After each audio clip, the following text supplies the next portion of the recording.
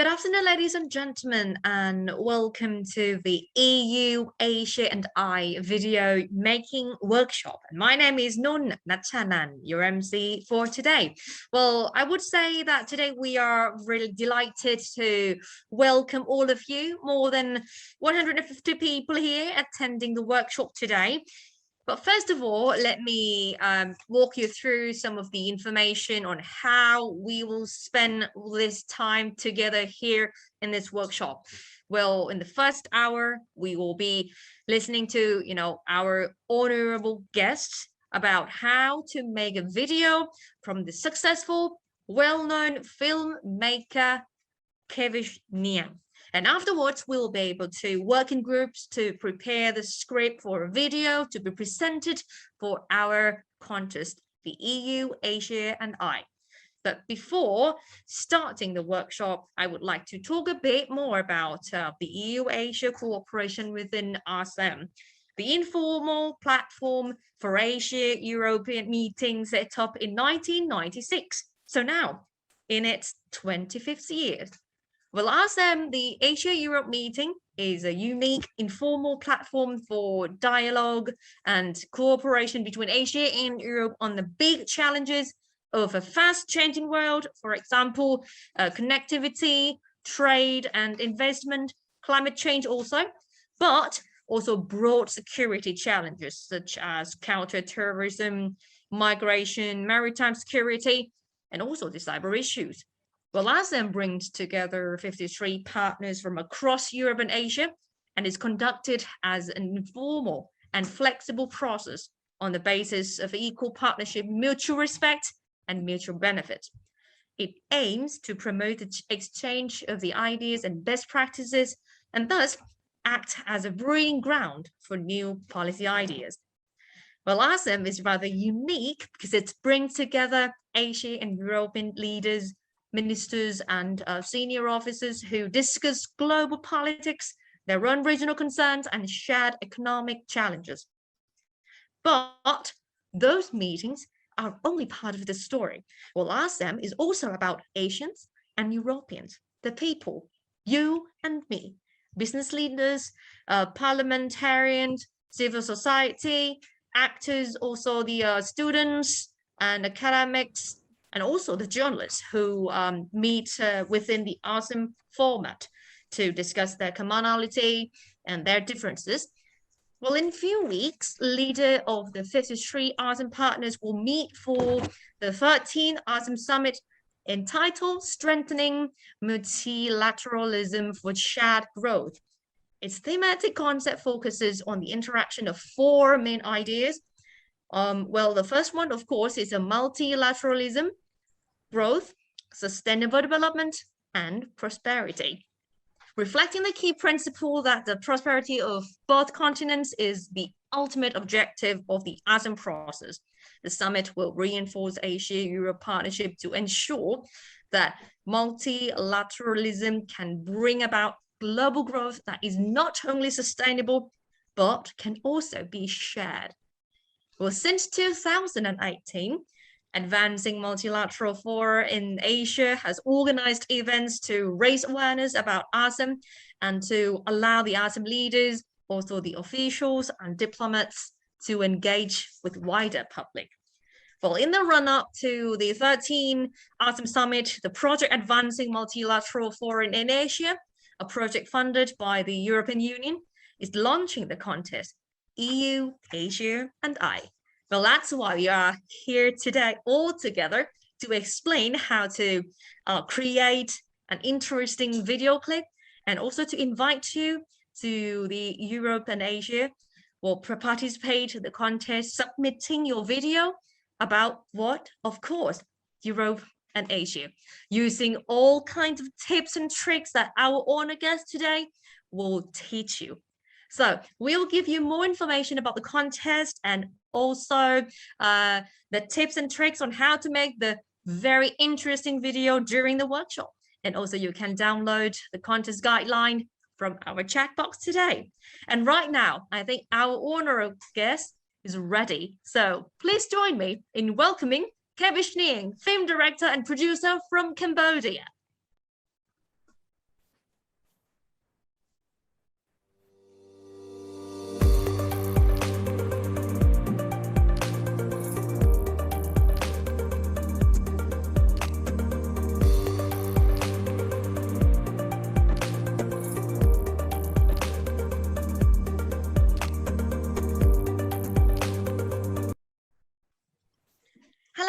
afternoon, Kavich. Hello, welcome to our Hi, workshop today. How are you doing? I'm great, and you? Yeah, it's also good here. So, anyways, well, first of all, congratulations for your film, White Building, which has its world premiere at the Venice Film Festivals, Horizon Stand, and the filmmakers also explored the subject in the Rotterdam winning documentary. Last night, I saw you smiling. So, I would really have to ask you the first question before we, going further about the film. Can you please give us your brief talking about yourself briefly? Yes, hi everyone. My name is Kavich Neang. I'm a filmmaker from Cambodia, based in Cambodia and live in Phnom Penh at the moment. I'm pleased to meet everyone today. Yeah. Yeah, okay. I hope that the situation in Cambodia and everything is improving, right? Well, so as we are now in our exclusive workshop for today, I really have to ask you about the main idea. Well, talking about your film, how to make the film. So what is the main idea when you make your own film? Where do you start? For me, I think for me the main idea was to share my own story, and Mhm. for making a film, I could be about um, not only sharing the story but the experience that I have. And I think the most important for me is the feeling that the audience get from the film. I think it's the most important, because the experience. I mean, everyone have way and different language, but the experience is important. And when you watch a film, you want the people to get the experience. Even we are living different country, different place. Correct. Mhm. And how do you feel? How does it feel when having your film premiered at the big global stage like that? I really have to Well, ask this because it's been really interesting.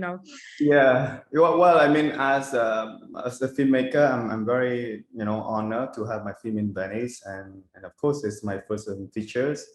And also, I mean, for Cambodia itself, that we have a film to show in internationals. So I'm very proud and emotional, for my team and for the country. Oh yeah, you must be so proud. And I have to say, congratulations once again for all your, success and looking forward to your next successes, I would say. Well, one last information. Well, to say to all of you here in our workshop, during the workshop today, you can send your question if you have anything. It can be anything about, making film, making video clip. You may have your questions, so please send your question here in our chat box and we'll come back later and I will ask Kavish at the end of our workshop today. So Kavish, you are here today to give us the tips and tricks for making video clip, right? So this stage is for you. Then please. Thank you, thank you, thank you. Okay. Um, okay, I think, hi everyone. Again, I repeated myself. My name is Kavich Neang. I'm a filmmaker from Cambodia. Yeah, I live in Phnom Penh. I'm very excited, nervous at the same time. And would like to say thank you to Asian Cultural Festival for inviting me to be the speaker today. And also, I would like to thank to everyone for making time joining this workshop. So today I will try my best to share my own experience and knowledge, how to make video. And I hope those techniques will be useful for you to understand, to see how this process works. And if you are interested in making this video, I would like to suggest you to look at other filmmaker, because I think making video have different way and different approach based on your own project, based on the project. So for me, yes, if you're interested in this workshop, I would suggest you to look at other filmmakers as well. because I think by looking at the work, maybe could inspire from your to know yourself, but also to inspire for your own project, you know. Yeah, and yeah, and today I'm going to show my way how to make a video clip, and yes, and if I say anything not clear or not well explained, I'm sorry ahead because English is not my language, but I will try my best. Okay, maybe you guys can help me to answer this. So,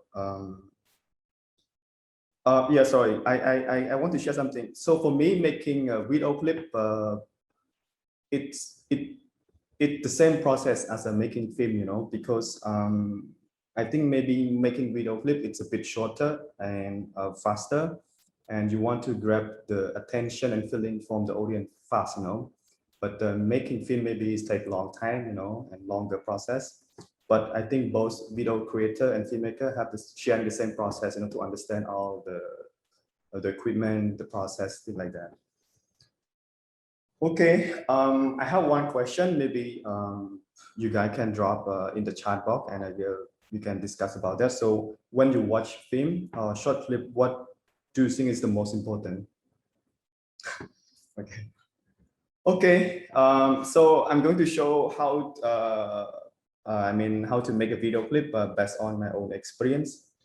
Okay. So yeah, when I make a video clip, or maybe I would say film, maybe because I mostly I mean this is what I've been doing.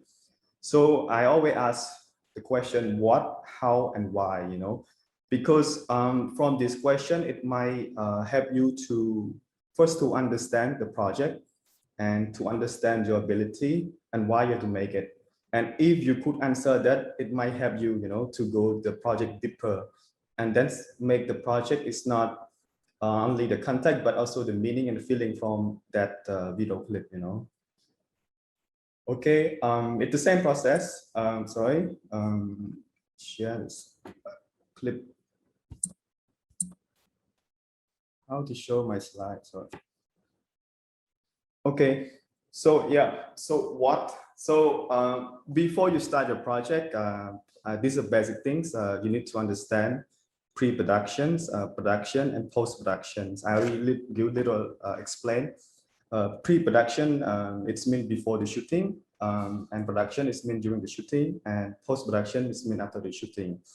And actually, you know, like when you're making video clip or film, I think normally it's cost money and it's expensive, you know. So when you know all that, it's prevent big risk, you know, and also from mistake. For example, if you have a good pre-production, maybe during the production you won't have a problem. For example, like you know, like because the production during the shooting, you don't need to be headache, you know, as your cast or you know, taking time for your crew to set up the lighting, all that, you know. So that's why you need to do pre-production.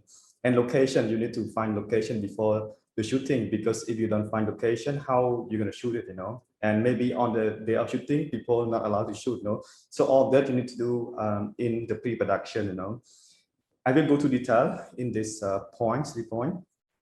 And of course, if you have a good production, good shooting, in the post-production, it will help you a lot. You know, and for the editing, so you don't need to go back, reshoot, you know, something like that. That's why each step will support another step ahead, you know. Okay, I go to the next slide. Yeah. So yeah, so what is a pre-production? I already gave a small brief. So pre-production is a planning process once the script is finished, which means that before you start the project, normally you have your own story, right? And of course, it's just own story. It's from what I would say, maybe from your, sorry, from imagination, or from your research and all of that, and everything is in the paper. So, and then what you do in the pre-production, of course, you need to ask, you know, like you need to ask, like ask yourself, like who's the cast, you know? And of course, maybe for you as the first time, maybe sometimes you ask your family, you ask your friend, you ask, you know, maybe you have a chance to work with a professional actor, or non-professional actor, things like that. And of course, when you have the cast, you would like them to play with your script, and how they gonna provide. Will they act it well, or will they kind of not comfortable or thing like that? And this kind of thing, you need to do it in the pre-production. These are the questions. And then, of course, location. So locations are also important, of course. For example, you need to know where you're going to shoot the project. Will it be in the city, or will it be in a mountain, or will it be in another country, you think like that.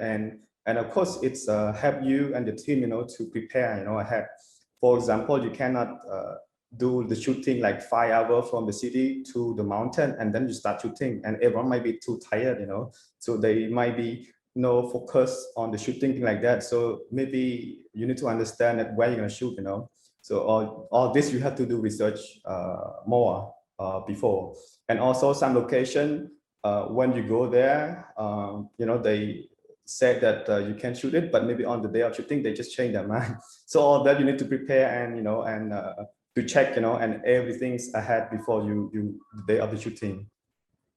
And as another thing is a goal of image, for your art directions. So for me, like when you have a story in your mind, and sometimes you like the location, but the location it doesn't provide you as the same as your thought or your imagination. So which means you have to ask yourself, is it my film will be gonna be like a naturalist, futuristic, or is it the same locate? Is it the reality that I want, or thing like that, because again, you have to ask yourself, because otherwise, because you need to prepare that, before the shooting, because you don't want to focus on the shooting. And of course you need to see the location, and if location fit to your imagination or not, and of course the sound atmosphere on the set. For this in my experience, of course, in Phnom Penh, the construction is everywhere. So I remember when I have shooting and emotional scene, and location is beautiful, but the sound of construction, and there's a scene when my actor was trying to deliver and emotionally, but the sound was crazy on the construction side. So this kind of things you need to research as well, that if you want to shoot location, what kind of location you want, and will it fit to your story or not, or how the sound there, will the traffic is noisy, construction noisy, is it the same, sometimes you're shooting the room, but you could hear the waterfall, something like that. So it's very contrast, So because those kind of things you need to know, because you cannot be like the empty room, but full of a traffic noise, And the schedule, and yeah, the schedule is important. So normally before you shoot, like shooting a short film, you need to plan like normally we work like 8 hours to 10 to 12 hours. I mean, sometimes people work more than that, So for me, it could be like 4 or 5 scenes maximum in each day. So if one scene is being delayed, which means that it will delay other scene as well. And the impact is, if you're supposed to shoot other scene in the daytime, it might be pushed to nighttime. That's a problem, So which means that you need to schedule all that ahead, and you have to follow and stick with the schedule. If that scene for 2 hours, you need the team and yourself, and need to be like, okay, this scene have only 1 hour. So sometimes you have 2 hours, but actually to prepare the lighting, to prepare the set and rehearsal with the actor, you might have only 30 minutes to shoot, That's why the schedule is very important.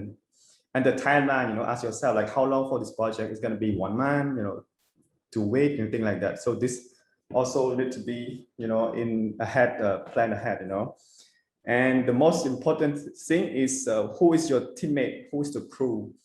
So yeah, as I explained, like you have so many things to do: the casting, location, and direction, and sound, And of course, when you want to do the project, you want to focus on directing, and you want to focus on artistic, So you cannot do alone, So I suggest that you better to find your team, And the team is find your friend or someone who like your work, who sharing the same favorite film that you like and they like too. So maybe it's easy to talk and to discuss, because you don't want to talk to someone who doesn't understand what you're talking about. That's very important. That's why in my experience, we do cine club, and then we talk about the film, and I could feel that some people have the same taste as me. So when I have project, I could work with them easily, because somehow I don't need to explain too much. Okay, and the tips. The tip is mean that when you have your actor, and then I suggest that you rehearse with them, sometime normally we don't have much time, for independent project, so you might choose the main scene that you want, and of course, if it would be better that you ask your actor to be on the set, maybe before the crew or something like that, because sometimes the actor, they could perform in front of you in the room because they feel comfortable with you, but when they're on the set, they might feel pressure with the people, with the camera and all like that. So maybe sometime to make them feel better, you should find a time with your actor and make them to used to the place, and especially for non-professional actor, they don't have experience, so all that need to plan ahead as well, and choose the main scene, because normally for independent cinema or for independent filmmaker, we don't have much time to do that. But if you can, that would be nice to do everything and improve your script. Yeah, from my experience, when you have your own script, sometimes when you be on the real locations and on your budget as well, and you cannot fit everything, and sometimes with the actor too, like I don't think you're gonna find perfect actor to put on the script, because I don't think it's gonna happen, So sometimes the actor will adapt to your script, and sometimes you have to adapt their reality as well, So that you need to improve your script based on your pre-production, and sometimes the location, maybe your location was like, on the countryside, or have I don't know, something like cannot imagine, and then on the reality you don't have money to shoot there, so you have to change the location, something like that, So then you have to improve your script. It's mean that develop the script and prepare your shortlist. Yes, it's important. Normally, when during the pre-production, when you have a location and you have a DP, director of cinematography, of cameraman, you will work with them on shot by shot, because the DOP will prepare the lighting, and the set design will prepare the room and the shot, where the camera angle pointing, thing like that, and also the actor themselves, they need to know where they're gonna stand, where they're gonna sit, where they're gonna talk, thing like that. So all this, I think you should do when you have everything that was mentioned before, then you can start doing that shortlist. Okay. Okay, and then we go to the next page.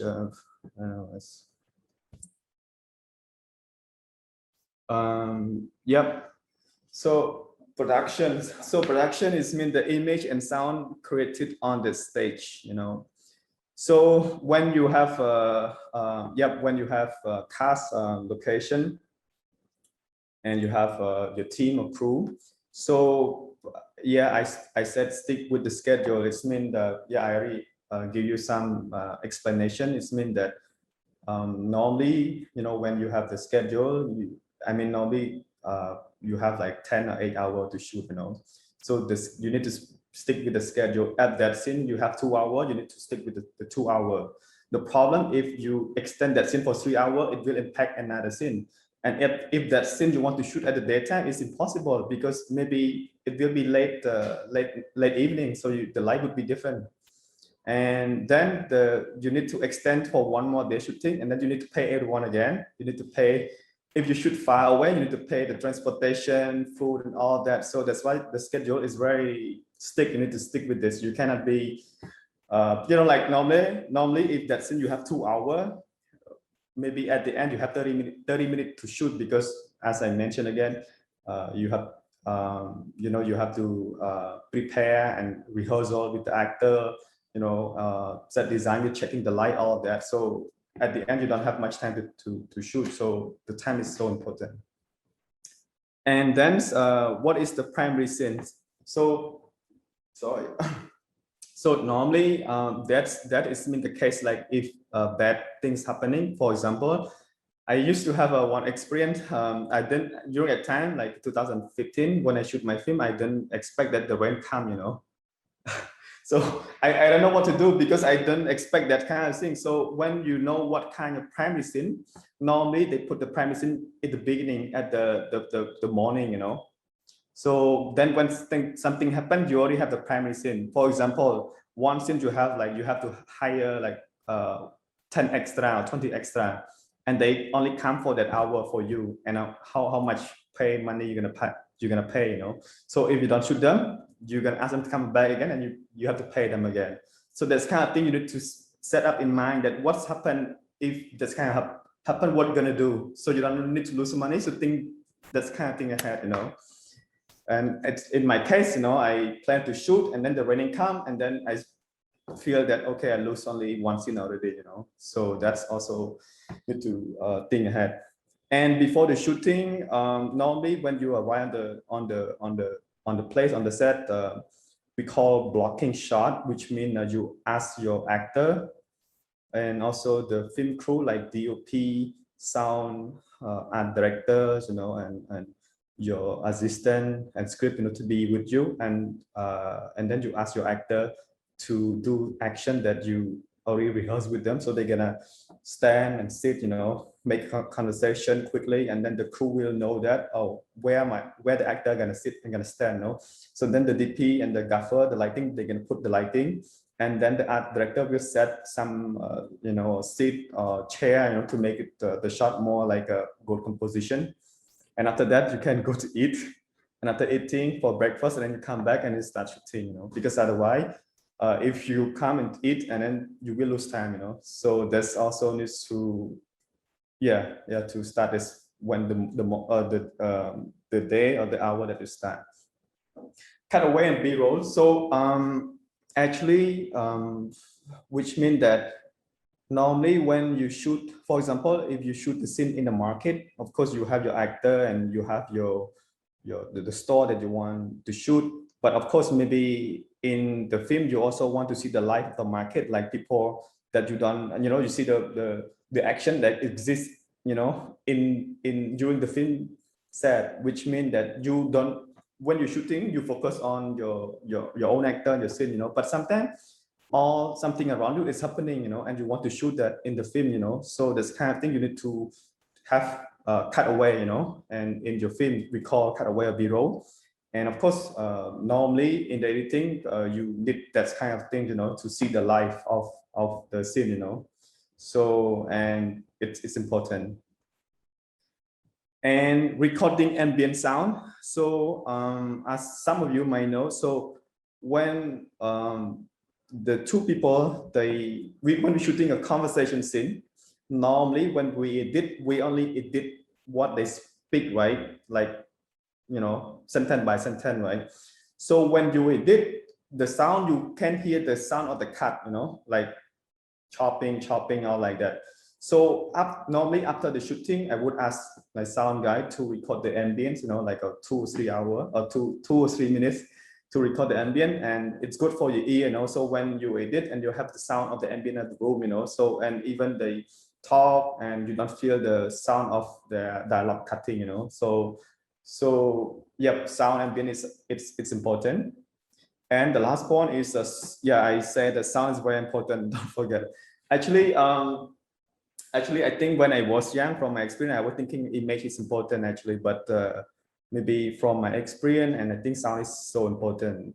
If you imagine, if you go to cinema, and if you look at the bad image, like sometimes the footage from the phone, old footage, but the sound is good, you will stay there. You don't feel bothered.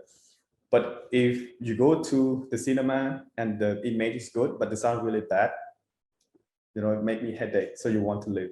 So sound is quite important.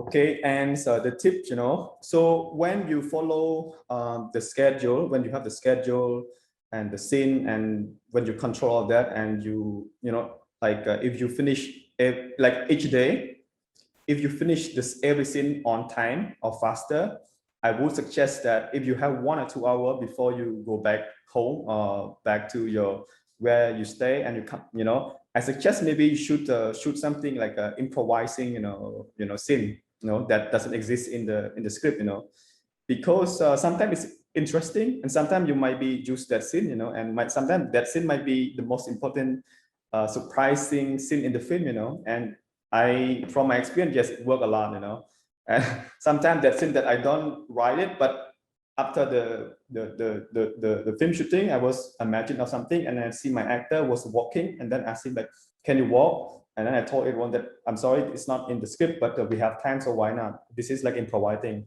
And then at the end, I use that scene in my film, and it's become beautiful. So this kind of thing, you also need to think as well, So in case if you finish your schedule or everything faster. Okay. Next, post-production. So yes, so when you have a good pre-production and you have production, so maybe post-production it might be have you, so it might be easier. So you don't need to, go back and shoot something more. So you could use what you have. So normally what I do is I watch all the footage, to see which take is the best, and I take note, and also I'll also take note of the bad take as well, because I know that when you're doing editing, you might come back and forth, and sometimes the bad take, you cannot take the whole bad take, but you might take a piece of it as well, so that's kind of something that you might come back later. So I suggest that you might take note back bad take and also good take, and assembly image and sound together. So during the post-production, normally you take the image and sound, put them together, and sometimes you just follow what your imagination, like, you have to from close up to medium shot, and then to wide shot. And of course, normally assembly was the most catastrophe for me, because it doesn't work as you plan, but the good thing is just to see, that's like to see that from close up to wide shot, it just like this assembly, you don't need to edit, just put what your imagination before the shooting, and follow that. And after that, when you watch all the assembly, it's scene by scene, you start, if you feel that doesn't work, and then you start editing. Editing, it's mean like you gonna cut. Sometimes the scene that you like the most might be out, and the scene that you don't like might be in, So the editing, this is how the editing process. And we always say it, when you write a film, there's 3 stages. During the pre-production is also writing, production also writing stage, and post-production also writing stage, because if you notice, I mean, from my experience, my script and my final result are always different, because you have to adjust, and sometimes the actor could play well, sometimes not, sometimes I'm also bad directing or things like that. So everything, it's always changing. That's why we say writing a film is have a 3 stage: pre-production, post-production, production. And so when I edit, I use Adobe Premiere. Maybe you know on that. And I know some people use DaVinci, and not good at this. And I used to be good at Final Cut Pro, but not now. Yeah. Okay. So when you edit, yep, I normally don't. My first draft is I would follow my whole script, but normally the first draft never work, because sometimes it's too slow, sometimes it's not emotional, and then that's why we have editing, like you write film again, So mostly I don't follow the script, and then you follow your instinct and feeling, how that scene and take will work together. But first cut, you follow the script, and then second and third, you might be follow your instinct and the feeling how the footage could provide you. And of course, when you have all of that, the next step is color grading. And color grading it's also a way of expressing, you know, because it changed the color and the tone, you know. I'm gonna give you an example. And you know, the contrast and such way, the colorful make the film more feeling, you know, emotional. So it's important.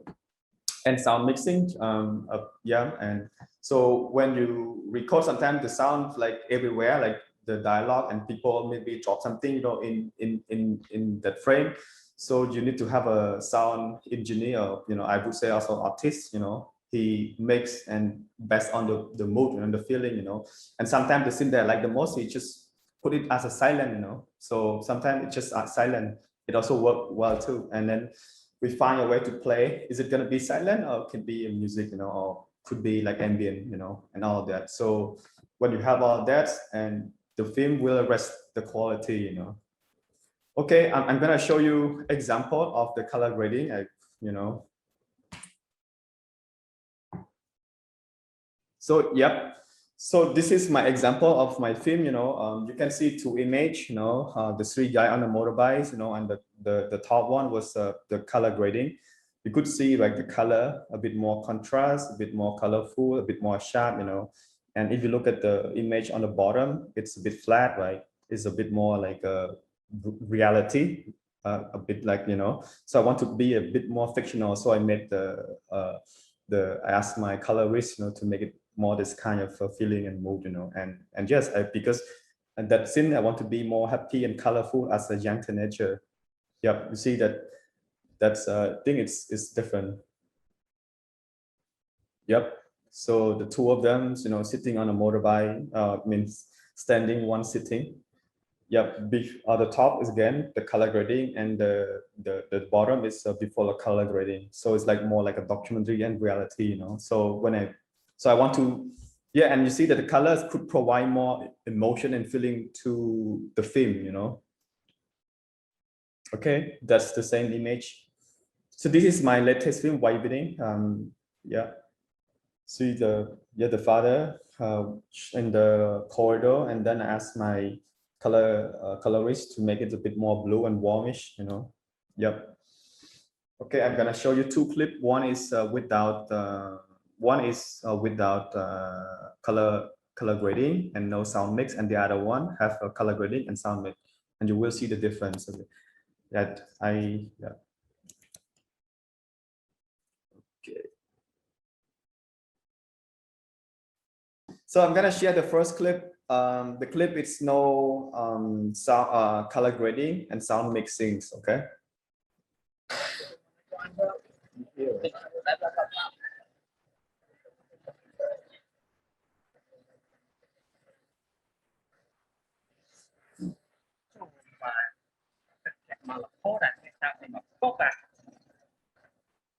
Just focus the image actually, and maybe sound. Yeah, no dialogue. Yeah.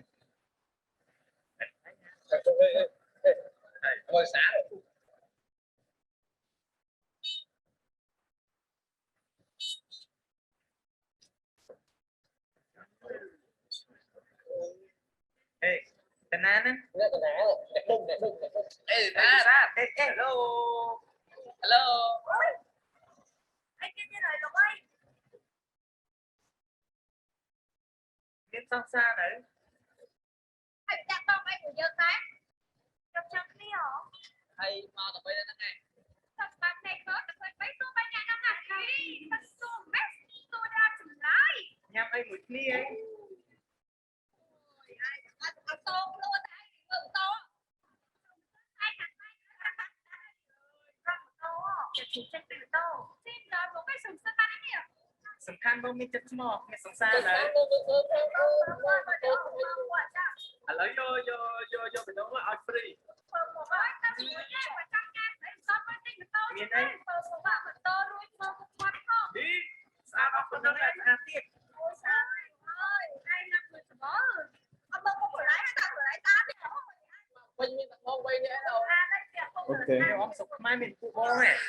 Okay, I'm gonna share you the one with the mixing and yeah, same color grading. Okay.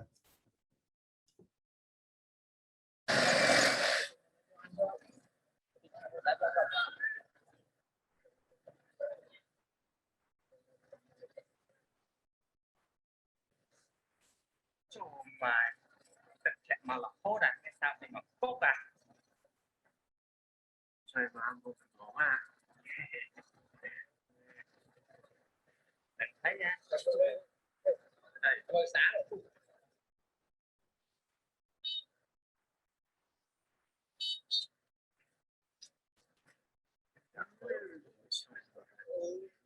ê banana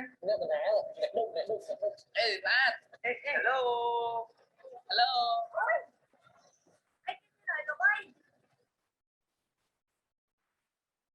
miếng sao xa đấy chắc tao phải của dân đấy trong trong đi hả hay mà là bây giờ thế này xong bạn này hết là phải mấy số ba nhà năm nào đi tôi đã lại nhắm ai một ly ấy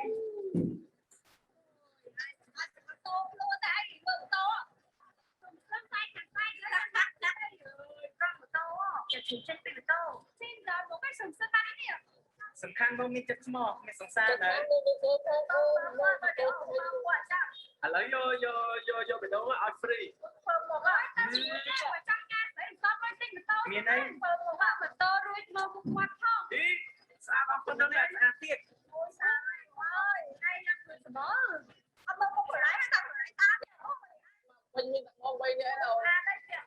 nếu ông sụp mai mình phụ bố này thôi ở cái phòng gió đây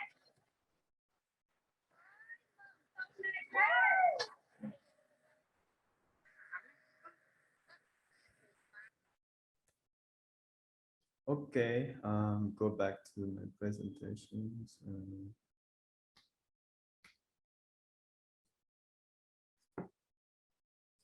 Okay, so yep, I'm not sure if speaker quality well, but I mean if we are in the same room, maybe I could tell more. But yeah, so for me, I think when for me, yeah, the color grading, it helped me and a lot, to the feeling and mood, and you see, I can put more contrast. So for me, you could feel, somehow connected to the clip and to the scenes, and also the sounds. When you shoot on the street, there's so many sounds, the car, and sometimes people shouting on the street, so yeah, I working with the sound engineer, and he tried to balance it, sometimes we still in the scene but not too much, the sounds around the scene, thing like that. So that's why I think color grading and sound, it's important when you have the final editing, editing. Yeah. Okay. Yep. So yeah, how am I gonna do it for the next step? Actually, it's really depend, because sometimes you don't have like a big project at the same time. Sometimes you have a small project, and mostly from my when I start my filmmaking, I mostly do like one or two people. So sometimes I do camera work, but also the directing at the same time. So I'm gonna share with you from my experience, sound. Yeah, I already explained to you like why sound so important. So when you have a good image, don't forget that sound is important. Yeah, the image, ask yourself, do you want to have natural light or setting light, and the shot, I'm gonna explain for up and wide shot, yeah. Okay, normally if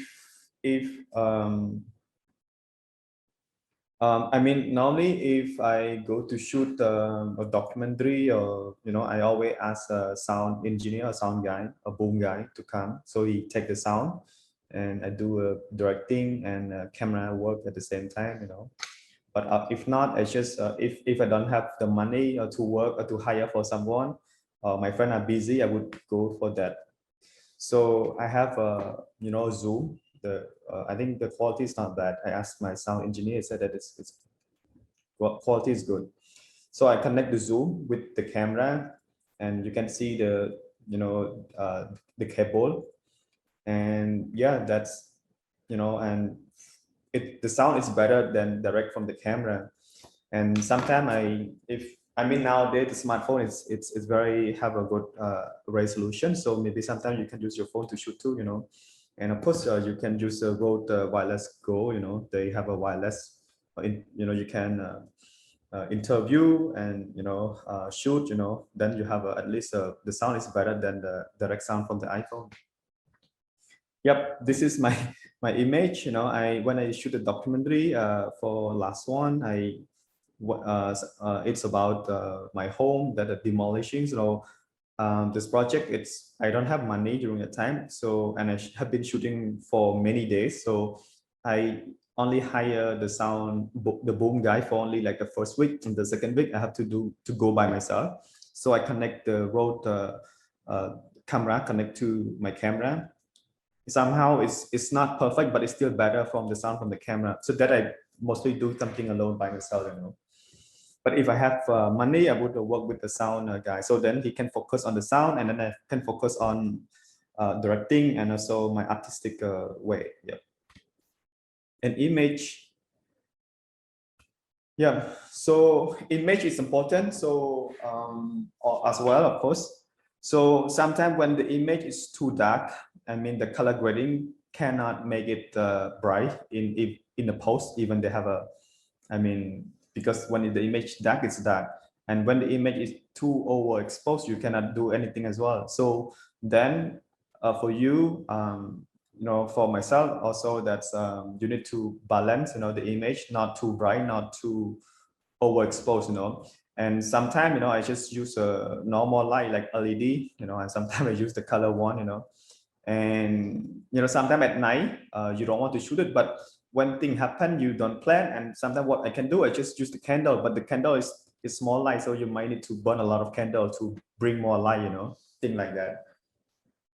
And of course, lighting is important for the film and for the video. When it's too dark, it's too dark. So again, the lighting, if you know how to use it, I think the quality and the emotion and meaning it will give to the film as well, So yeah, be aware of lighting, or if not, you can do a natural lighting. I suggest that morning light and evening light, normally they have a good, we call golden hour, which means that the light is quite soft, not too strong, like in the morning, but after that the light too strong, so then the image might be too overexposed, so like sunrise or sunset, I think the tone of the skin is so beautiful, so sometimes you can choose to shoot on that hour, but the thing is that hour is not that long, maybe less than an hour, so you have to be prepared all that as well. Yep, that's a Chloe Zhao film, 2021. And also actually I don't have an image of that, but just want to share that it's like the sunset, it give you more, the skin tone is beautiful, but the top one is maybe not the evening, but before the evening, something like that. Yeah. So okay, shot. Yep. So I want to share shot, and yep.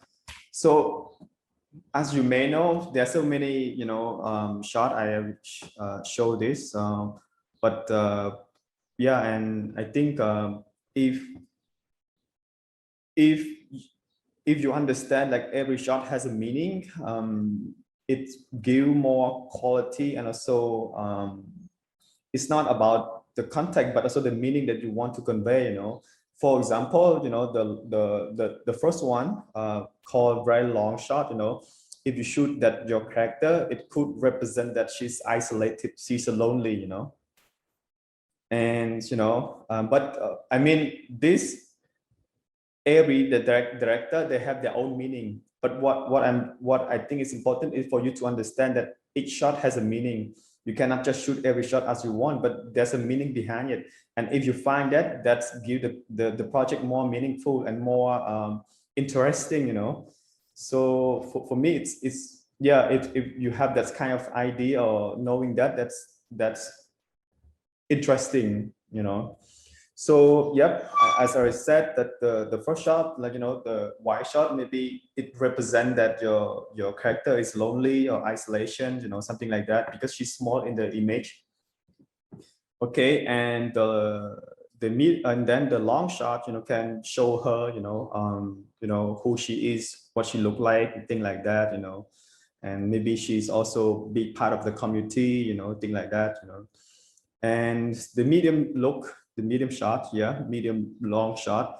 It's mean, I mean, from my experience, maybe I want to see. I mean, as me as director, when I shoot the shot, when I feel that she's alone, maybe I don't want to make it wide shot because even make her lonely. So maybe I should feel that I'm also be with her. So maybe I use the medium long shot, to represent that I'm as director, I want to be with her, So that shot I create that for that meaning, But again, every director has their own meaning. And if you watch a lot of good film, you see each shot there's a meaning behind the shot, And medium close up, to see her face and, to see how it look and expression and emotion, something like that. And yeah, and the big shot, see her face, how she look like, what is. Sometimes people being sad, you don't need let her cry, just see her expression from the eye, you already could feel something, from that expression, So all that, and I think most close-up shot mostly was using in the horror film because the art director maybe want to play, like her eyes and, so that also an idea, and close up, yeah, and medium shot, again, that for me, sometimes I also want to represent her space and my space. I also don't want to be close to her and also leave her on her own world, or thing like that. So again, when you shoot your video or your project, thinking, why you shoot this shot, what's the reason behind it, not just shooting, but just thinking about the meaning itself, Okay, and when you have that, another things that nowadays, I would say, yep. So just to understand, nowadays you could have many way of placing the camera. You can do, rolling, drone, handheld, tripod, an iPhone or GoPro tracking. So all this, I mean, it's easy to find it, but again, if you want to make your projects a bit more deeper and more layer, again, thinking the meaning behind it, not just shooting because you think it's cool, but thinking why you choose this equipment and why you choose this way, thing like that, For example, when I my film, when I shooting using the iPhone or maybe the phone image, for me it's to represent like my memory because about my home, So I play that in the films, like so you could feel that the character on the phone, and then suddenly you see the image of the phone. Is for me represent my memory. I mean, thing like that. And I shooting the handheld because sometimes, I want the audience to experience as the actor in the film, like sometimes you're rushing to do something and then something fell, So when you use tripod, you could feel you build the distance between the viewer and the film, So if you use handheld, you could feel that the audience, it could be part of the film, That's kind of meaning that I trying to say. And of course, Ronin, sometimes I want to convey my emotion and feelings. So I use the Ronin to have a smooth, because handheld might be too shaky. So Ronin, it can represent my melancholic or feeling, thing like that. Yeah. And GoPro, now, yeah, I mean, at the end, like, all that, but using in like your term, your meaning, what you want to use it and why you want to use it. Okay. Okay, I think that's all my presentation, and I give you some tip for your each project and each let's say each work of film. So for me, need to understand that those kind of project is a collective work. So image and sound, art directing and actor, script are important. They're part of the film, So when you work with your team, just thinking like, do you guys have a good communication with each other? Are they understand what you're talking about? or are they like the same taste, the same film as you do or you like? Because again, that you don't want to talk with someone that took 1 hour, just still don't understand, you know, because when you're shooting the film, it's gonna be time is very short, you know. And okay, and story, how I think everyone could make a story, but to make it more unique and interesting, just be personal, because your experience and what you think it could see as different from my experience, from my point of view. So make this as your own. Just be personal with the project and why you want to make it. There's some personal connection to the project. For example, when I make especially I'm doing something only about my home and my family and my buildings. All that is, yeah, when you see it, you could feel that I was part of the project because I live there. You know, I have a personal connection to the project. You know, and of course, when you have a story, I think also the context behind the story, what's the context you want to convey, what kind of message you want people to audience, you know. It can be anything, you know, it could be your memory, it could be your city, it could be your country, you know, things like that, you know.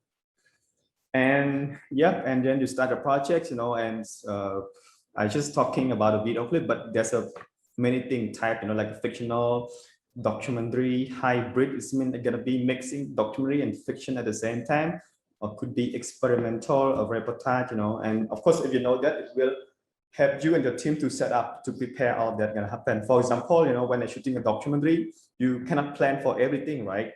So sometimes you have to follow the situation, the character. So so when you interview and something happened, you already prepared that, okay, I'm gonna follow her, that I not plan on the script, you know. So that's kind of thing, it's also good for your team, you know. And budget wise, again, if you understand all the 3 steps that I was sharing, I think it could make could help your project as well, because sometimes the budget, like you could spend more money, but the quality is not so good as the small budget one. But if you have a small budget and you have all the preparation and you know your team and you understand all that, so that's kind of side of the production can make it small with a small budget, you know. So that's why what a lot of independent filmmaker try to understand, that when they do something, what kind of thing they need, you know, what kind of people, because that kind of thing help them to spend not too much money. Okay, I put low budget and high budget, and the next one you will have seen this. So it's mean like sometimes when you have a big budget and if you don't know how to put the lighting and the sound is really bad, it's become like look like a low budget film. But if you have a low budget film and you know how to prepare and, you know, do good lighting, good sound, maybe it look like a big budget, you know. So all that it's help you. Okay, I give you one things about maybe example how to make a video reportage. It's been like a journalist. So actually, I mean, I have done that like a couple of times, but not as my skill. So I'm more making my film thing like that. But what I can see and understand, like it similar process as you making like a fiction or maybe documentary. First, you need to know the story. You know what your story about. You know, do research. Who's your protagonist? What their history? What their thought? You know, thinking about that. And go and again just doing research about their location, crew and schedule, you know, because you don't want to go and then you don't know where you're going to shoot, you know, things like that. You have to prepare ahead as well. And of course, for reportage is special because it's like a journalist. So normally what I did is just interview the character that I following, and I follow their daily life, you know, their work and home and hobby, you know, things like that. But all that I already know ahead. I already research what the protagonist is doing and living, you know, and also be prepared to shoot the expectations scene. It's mean that because, you know, this is something that you don't plan, you know. It's like if you follow someone live, so sometimes live it could be happen anything, you know, anytime. So be prepared when something happen, you already shooting, you know, all that. Yeah. and shoot more. Yeah, and sometimes if your protagonist as a football, soccer, you follow her and him, at the action, what they're doing, play even something like that. And again, cut away and B-roll as important. So shoot as much as possible. Sometimes the project is like 2 minutes, and sometimes you could shoot like maybe 10 days or 15 days. Really depend, the story, and post-production, when you have all of that, when putting together, sometimes you feel like, oh, I'm missing something, maybe you have to go back and shoot them again. So that's how I think a reportage or documentary, when people are doing this kind of project, when you shoot and then at the end of editing you feel like, oh, there's something missing, so I want to go back and shoot. Yeah. Okay. Yeah, my last things, last slide is about my experience. So actually, you can see that my short film "You Learn Broken Road" was shot in 2018, and my documentary was documentary Last Night I Saw Smiling, shoot in 2019, and my latest work, feature film White Bidding, shoot in 2021. But actually, the two projects, New Land Broken Road and Last Night I Saw Smiling, is not on my head. I was writing White Bidding in 2016, and during that time, the process of writing it take longer time. First you need to write a script, and secondly you need to find money, and money is not easy to find, so you have to apply all funding. And my idea to shoot a White Bidding is about the location, about my home where I living, right? So I told my producer that White Bidding is my first picture, so I don't have how to say, I want to make one short film to make me confident to direct a feature, because I need something. So, and then there's a project from Malaysia, and they commissioned, and then I took how to say, one scene on the White Bidding and write this into a short film as New Land Rock and Roll. And you see the three dancers, the same guy, as my practice, because when I shooting a White Bidding, maybe make me more comfortable, So I asked my producer, so I made the 3-day shooting 1 year before the shooting White Bidding. And when I writing the script about the bidding, 1 year after the bidding, they announced to be demolished. So I was very, how to say, very stressed and kind of a bit disappointed and depressed, because my plan was to shoot the film there. And of course, and after that's what I do, it's just shooting a documentary about the bidding. And then my two projects, it's finally created before the idea of my main idea of making White Bidding. So sometimes it's happened, and I feel that all that's kind of a through work are kind of a link and connect to each other. Okay, I think is that all my presentation. I don't feel like talking too much and alone. So yeah, I'm happy. If you have any questions, and please let me know. Yeah, thank you for listening me and be patient of that. Thank you very much. Thank you very much for your, I would say, awesome presentation. They are all useful. I can see, everything you point out about what's important, and I can see that everything is important. So yeah, it's quite hard work, I would say, but today is such a great opportunity for everyone to get this kind of, useful techniques, and you can just do your own story. So once again, thank you very much, Kavich, for sharing all your tips with us.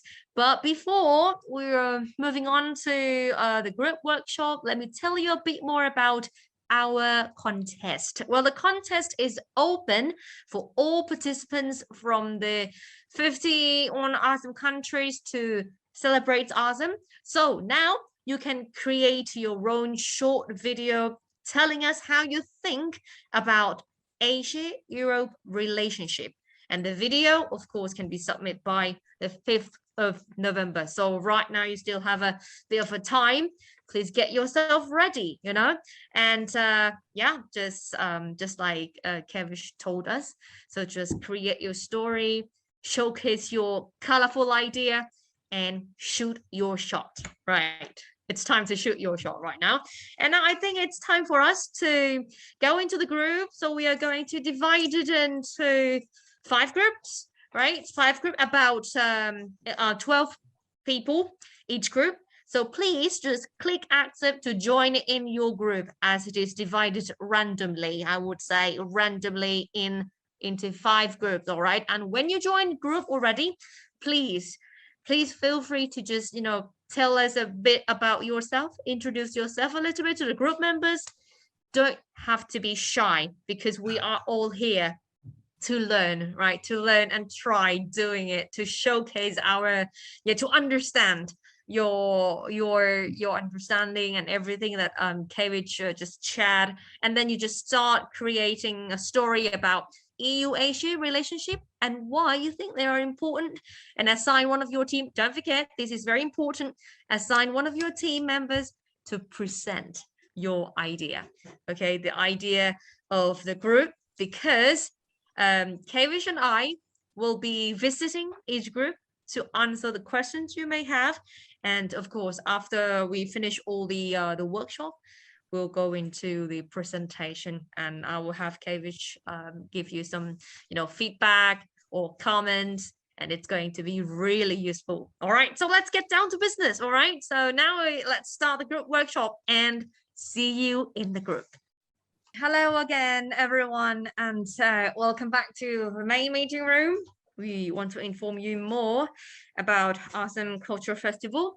But right now, I would like to say thank you, Kavich, and thank you, everyone. Thank you. As I said, I'm looking forward to all your beautiful ideas. And right now, before leaving, I want to inform you about as I said, the ASEM Cultural Festival, which will be held between 22nd to 26th of November, as an official side event of the 13th ASEM Summit, or ASEM 13. If you are based in Brussels, on the 15th and 22nd of November, there will be a curtain raiser event. So please, okay, with the screening of last movie from Kavich, White Building. So just go there, okay? Please feel free to be there if you want to attend. And through the celebration of the artistic and cultural diversity from Asia and Europe, the festival aims to strengthen the connections between ASEAN partners, and the festival is co-organized by European Union, or the EU, and the Cambodian Ministry of Culture and Fine Arts, and the Asia-Europe Foundation, with financial support from the EU and the Royal Government of Cambodia. So the video that you will produce will also be used to announce the festival, okay? So looking forward to them. Well, we want to thank you all the participants who attended the event today too. And you can become a creator of new content by submitting a 1-minute video on the theme EU, Asia, and I. Let me remind you once again, 1 video by 5th of November 2021. And the 10 best videos will be presented to announce the 13th ASEM Summit during the week of 20th to 26th of November. And you can see the guideline of the contest in the chat box. Our staff will just post it, the link, the guideline, and also the registration. So please participate, okay?